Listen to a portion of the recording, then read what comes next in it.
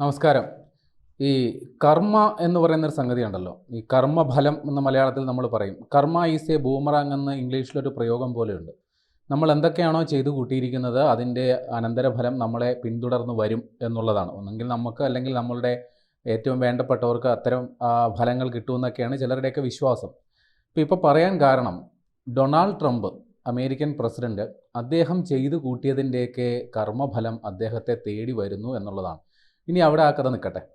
ഈ അമേരിക്കയെ സംബന്ധിച്ച് ഈ അമേരിക്കൻ പ്രസിഡന്റുമാരെ ഇംപീച്ച് ചെയ്യുക എന്നൊരു സംഗതി ഉണ്ടല്ലോ. നമ്മൾ അതിനെക്കുറിച്ച് ഒരുപാട് കേട്ടിട്ടുണ്ട്. ഏറ്റവും ലോകത്തെമ്പാടും ഈ അമേരിക്കൻ പ്രസിഡന്റിൻ്റെ ഇംപീച്ച്മെൻറ്റിനെ കുറിച്ച് ചർച്ചയായത് മുൻ അമേരിക്കൻ പ്രസിഡന്റ് ബിൽ ക്ലിൻ്റൻ്റെ കാര്യത്തിലാണ്. കാരണം അദ്ദേഹം മോണിക്ക ലെവിൻസ്കി എന്ന് പറയുന്ന അദ്ദേഹത്തിൻ്റെ ഓഫീസ് സെക്രട്ടറിയുമായി വഴിവിട്ട ബന്ധം, വിവാഹേതര ബന്ധം പുലർത്തി. അതുമായി ബന്ധപ്പെട്ട അവർ വെളിപ്പെടുത്തൽ നടത്തി. പിന്നീട് ആകെ നാറ്റക്കേസായി, ആകെ ബഹളമായി. അവസാനം എന്താ പറയുക, ബിൽ ക്ലിൻ്റൺ നാറാവുന്നതിൻ്റെ പരമാവധി നാറി. പക്ഷേ ആ സമയത്തും അദ്ദേഹത്തിൻ്റെ പത്നി ഹില്ലരി ക്ലിൻ്റൺ ബിൽ ക്ലിൻ്റനോടൊപ്പം നിന്നു, പിന്തുണ കൊടുത്തു എന്നുള്ളതൊക്കെയാണ് വലിയ വാർത്തയായിരുന്നു. പിന്നീട് ഈ ഇംപീച്ച്മെൻ്റ് ചർച്ചയായത് സാക്ഷാൽ ട്രംപിൻ്റെ കാലത്ത് തന്നെയാണ്. ഒന്നാം ട്രംപ് അധികാരത്തിൽ വന്ന സമയത്ത് 2 തവണയാണ് അദ്ദേഹത്തിനെതിരെ ഇംപീച്ച്മെൻറ്റ് നടപടികൾ വന്നത്. ആദ്യത്തെ തവണ വന്നത് ഈ അദ്ദേഹത്തിൻ്റെ തെരഞ്ഞെടുപ്പുമായി ബന്ധപ്പെട്ട് റഷ്യൻ ഇടപെടൽ ഉണ്ടായി എന്നുള്ള വിവാദത്തിൻ്റെ പേരിലാണ്. അതായത് അമേരിക്കൻ പ്രസിഡന്റ് തെരഞ്ഞെടുപ്പ് ഫലം അട്ടിമറിക്കാൻ റഷ്യ ഇടപെട്ടു, അതിൻ്റെ പിന്നിൽ ട്രംപിൻ്റെ കൈയുണ്ട് എന്ന തരത്തിലുള്ള ആരോപണങ്ങളുടെ പേരിലാണ് അദ്ദേഹത്തിന് ആദ്യം ഇംപീച്ച്മെൻറ്റ് നടപടികൾ നേരിടേണ്ടി വന്നത്. രണ്ടാമത് ഒരു ഇംപീച്ച്മെൻറ്റ് നടപടിയെ തുടർന്നാണ് അദ്ദേഹം ആ അധികാരത്തിൽ നിന്ന് ഒഴിയുന്നത്. ഈ തെരഞ്ഞെടുപ്പ് ഫലം വന്നതിന് തൊട്ടു പിന്നാലെ അദ്ദേഹത്തിൻ്റെ അനുയായികൾ ക്യാപിറ്റോൾ സിറ്റിയിൽ, അതായത് രാജ്യത്തിൻ്റെ തലസ്ഥാനം, അവിടെ വലിയ രീതിയിലുള്ള കലാപം അഴിച്ചുവിട്ടു. അതിൻ്റെ പേരിൽ അദ്ദേഹം ഈ അധികാര പദവി ഒഴിയുന്നതിന് പകരം ഇംപീച്ച്മെൻറ്റ് നടപടികൾക്ക് വിധേയമായിട്ടാണ് അദ്ദേഹം ഒന്നാം ടൈം അവസാനിക്കുന്നത്. ഇത് ചരിത്രം. ഇനി ഇപ്പോൾ വീണ്ടും ഇംപീച്ച്മെൻ്റ് എന്ന് പറയുന്ന ഭൂതം ട്രംപിൻ്റെ പുറകെ വീണ്ടും കൂടിയിരിക്കുകയാണ്. നേരത്തെ ബിൽ ക്ലിൻ്റൻ്റെ കാര്യത്തിൽ പറഞ്ഞതുപോലെ ഇവിടെയും അത്യാവശ്യം മസാലയുള്ള ഒരു സംഗതി തന്നെയാണ്. ഇനി ട്രംപിൻ്റെ മറ്റൊരു സുഹൃത്ത്, അദ്ദേഹത്തിൻ്റെ പേര് ജെഫ്രി എപ്സ്റ്റീൻ എന്നാണ്. ഈ ട്രംപ് നമുക്കറിയാമല്ലോ, ഒരു എന്താ പറയുക, ഒരു കൃത്യമായ ഒരു രാഷ്ട്രീയക്കാരനല്ല ട്രംപ്. അദ്ദേഹം ഒരു ബിസിനസ്സുകാരനാണ്. പിന്നീടാണ് അദ്ദേഹം ഒരു സുപ്രഭാതത്തിൽ രാഷ്ട്രീയക്കാരനായി അമേരിക്കൻ പ്രസിഡന്റ് പദവിയിൽ വരെ എത്തിയത്. അപ്പോൾ അതിനു മുൻപുള്ള അദ്ദേഹത്തിൻ്റെ പൂർവാശ്രമത്തിൽ ട്രംപ് എന്ന് പറയുന്നത് ഒരു ശതകോടീശ്വരനാണ്, ഒരു ബിസിനസ്സുകാരനാണ്, അമേരിക്കയിൽ വൻ സ്വാധീനമുള്ള ഒരു വലിയൊരു ബിസിനസ് സാമ്രാജ്യത്തിൻ്റെ അധിപനാണ്. അദ്ദേഹത്തിൻ്റെ ഉറ്റ സുഹൃത്ത് ജെഫ്രി എപ്സ്റ്റീൻ എന്ന് പറയുന്ന മറ്റൊരാൾ, ഈ ആളും ഇതേപോലെ തന്നെ വലിയൊരു ധനാഢ്യനാണ്, വലിയ കോടീശ്വരനാണ്. പക്ഷേ ഈ ജെഫ്രി എപ്സ്റ്റീനും ട്രംപിനും ഒരു കുഴപ്പമുണ്ട്. ഇവർക്ക് രണ്ടുപേർക്ക് ഈ കാശ് ഉള്ളപ്പോൾ, കയ്യിൽ ഇരിക്കുമ്പോൾ ഈ കുന്തളിപ്പ് എന്നൊക്കെ നമ്മൾ മലയാളത്തിൽ പറയുമല്ലേ, കാശിരുന്ന് എന്തൊക്കെ ചെയ്യണമെന്ന് അറിയത്തില്ല. അങ്ങനെ ഇവർ രണ്ടുപേരും ഈ ധാരാളിത്തം, പണം ഉപയോഗിച്ച് എന്തും സ്വന്തമാക്കാം, പ്രത്യേകിച്ച് യുവതികളുടെ മാനം സ്വന്തമാക്കുക. അതും പ്രത്യേകിച്ച് പറഞ്ഞു കഴിഞ്ഞാൽ പെൺകുട്ടികളുടെ 16, 15, 14 വയസ്സൊക്കെ ഉള്ള തീരെ പെൺകുട്ടികളെ ലൈംഗിക അടിമകളാക്കി ഉപയോഗിക്കുന്ന ഒരു വല്ലാത്ത തരം മാനസികാവസ്ഥയുള്ള ആളാണ് ഈ ജെഫ്രി എപ്സ്റ്റീൻ എന്ന് പറയുന്നയാൾ. അയാൾക്ക് ഇത്തരം അദ്ദേഹത്തിൻ്റെ ഇടപാടുകൾ നടത്തുന്നതിന് വേണ്ടി ഒരു സ്വകാര്യ ഐലൻഡ് വരെയുണ്ട്. എപ്സ്റ്റീൻ ഐലൻഡ് എന്നാണ് ആ ഐലൻഡിൻ്റെ പേര്. അപ്പോൾ ഈ ദ്വീപിൽ പല പാർട്ടികളും, രാത്രികാല പാർട്ടികളും നടക്കാറുണ്ട്. ആ പാർട്ടികളിലൊക്കെ വളരെ VVIPകൾ, വളരെ ധനാഢ്യന്മാർ, സെലിബ്രിറ്റികൾ അടക്കമുള്ളവർ വന്നു പോകും. അവർക്കൊക്കെ ഇത്തരത്തിലുള്ള വന്യമായ ലൈംഗികത ആസ്വദിക്കാനായിട്ടുള്ള അവസരം ഒരുക്കി കൊടുക്കുക, അതായിരുന്നു ഈ ജെഫ്രി എപ്സ്റ്റീൻ്റെ പരിപാടി. അപ്പോൾ ട്രംപും ഈ ജെഫ്രി എപ്സ്റ്റീനും തമ്മിൽ വളരെ ആഴത്തിലുള്ള സൗഹൃദമുണ്ട്.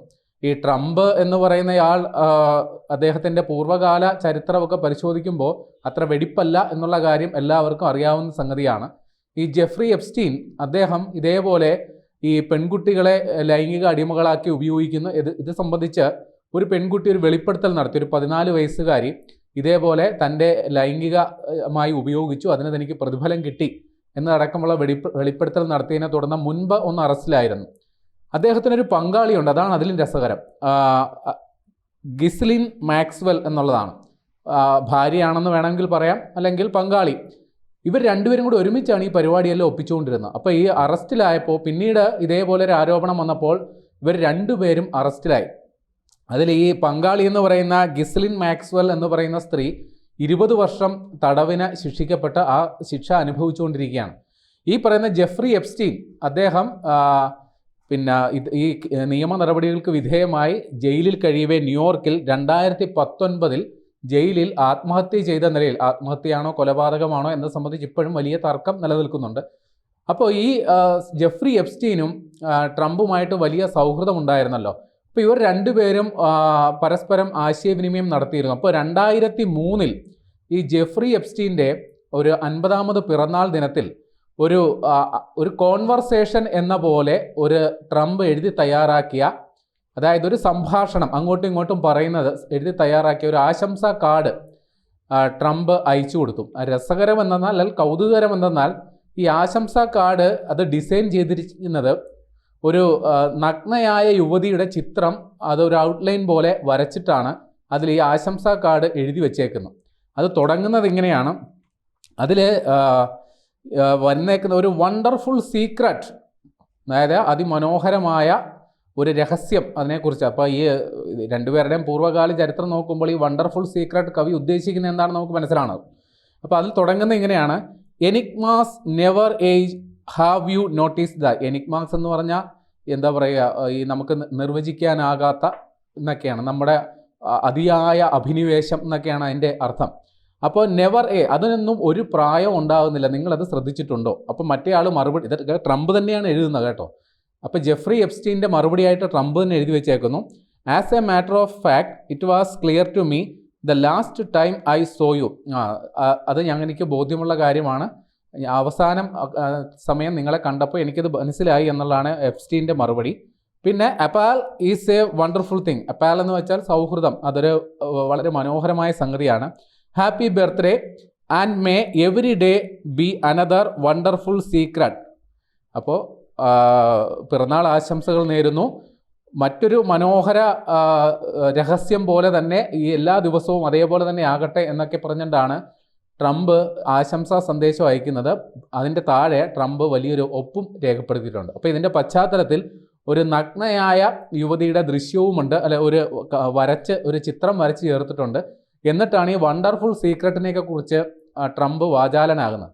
അപ്പോൾ ഇത്തരത്തിൽ ഈ ജെഫ്രി എപ്സ്റ്റീൻ ഈ നമ്മുടെ ഒരു ചാരായ കേസ് നമ്മുടെ നാട്ടിൽ വന്നപ്പോൾ മണിച്ചൻ്റെ കേസ് ഡയറി എന്ന് പറഞ്ഞൊരു സംഗതി ഉണ്ടായിരുന്നല്ലോ. മണിച്ചനുമായിട്ട് ബന്ധമുള്ളവരുടെയൊക്കെ പേര് മണിച്ചൻ എഴുതി സൂക്ഷിച്ചിരുന്നു എന്ന് പറയുന്ന പോലെ ഈ ജെഫ്രി എപ്സ്റ്റീനും അദ്ദേഹത്തിൻ്റെ നിത്യ സന്ദർശകരായ VVIPകളുടെ പേര് വിവരങ്ങളൊക്കെ അദ്ദേഹത്തിൻ്റെ ഒരു ഡയറിയിൽ എഴുതി വെച്ചിരുന്നു. അപ്പോൾ അതിൽ ഉൾപ്പെട്ട പേരുകൾ കേട്ടാൽ നിങ്ങൾ ഞെട്ടും. ഈ ലിയനാർഡോ ഡി കാപ്രിയോ, ഈ ടൈറ്റാനിക് സിനിമയിലെ നായകൻ, പിന്നെ മൈക്കിൾ ജാക്സൺ, ട്രംപ്, അങ്ങനെ കുറേ അധികം പേരുടെ ബിൽ ക്ലിൻ്റൺ പഴയ പ്രസിഡന്റ്, അതും എല്ലാവരും ഒത്തുകൂടുന്നുണ്ട് ഇതിൽ. അപ്പോൾ അവരുടെയൊക്കെ പേരുകൾ ഇയാളുടെ ഡയറിയിലുണ്ട്. അപ്പോൾ അന്വേഷണ സംഘം ഈ ഡയറി കണ്ടെത്തിയിട്ട് പറഞ്ഞു, ഈ എപ്സ്റ്റീൻ ഇങ്ങനെ പേരൊക്കെ എഴുതി സൂക്ഷിച്ചിട്ടുണ്ടെങ്കിലും ഇത് വെച്ച് ആരെയും ബ്ലാക്ക് മെയിൽ ചെയ്തിട്ടൊന്നും ഇല്ല എന്നുള്ളതാണ് അന്വേഷണ സംഘത്തിൻ്റെ നിഗമനം. അപ്പോൾ ഈ ട്രംപ് കാലാകാലങ്ങളിൽ ഈ എപ്സ്റ്റീനുമായിട്ടുള്ള ബന്ധം നിഷേധിക്കുകയായിരുന്നു. അപ്പോൾ അദ്ദേഹത്തിനെതിരെ വലിയ ആക്ഷേപങ്ങൾ വന്നപ്പോഴും അദ്ദേഹം അധികാരത്തിൽ വന്നപ്പോൾ ഇതിനെക്കുറിച്ചുള്ള അന്വേഷണമൊക്കെ പരമാവധി ചവിട്ടിപ്പിടിച്ചിരിക്കുകയായിരുന്നു. പക്ഷേ അദ്ദേഹത്തിൻ്റെ പാർട്ടിയിലുള്ളവർ പോലും, പിന്നെ പ്രതിപക്ഷമായ ഡെമോക്രാറ്റ് അരയും തലയും മുറുക്കി അങ്ങ് ഇറങ്ങി. അങ്ങനെ വലിയ കോലാഹലം ഉണ്ടായപ്പോൾ അതിനെ സംബന്ധിച്ചുള്ള അന്വേഷണമൊക്കെ നടക്കുകയാണ്. അപ്പോൾ അതിനിടയിൽ ഈ ജെഫ്രി എപ്സ്റ്റീൻ്റെ അവരുടെ അധികൃതർ, അയാളുടെ ടീമിലുള്ള ആൾക്കാർ ഈ പറയുന്ന ട്രംപിൻ്റെ കത്ത് അങ്ങ് പുറത്തു വിട്ടു. ഈ കത്ത് നമ്മുടെ വാൾ സ്ട്രീറ്റ് ജേണൽ എന്ന് പറയുന്ന മാധ്യമ സ്ഥാപനത്തിന് കിട്ടി. അവരത് വാർത്തയാക്കി. ട്രംപ് അത് നിഷേധിച്ചുകൊണ്ട് ഈ വാൾ സ്ട്രീറ്റ് ജേണലിനെതിരെ $10 ബില്യൺ മാനനഷ്ട കേസും കൊടുത്തു.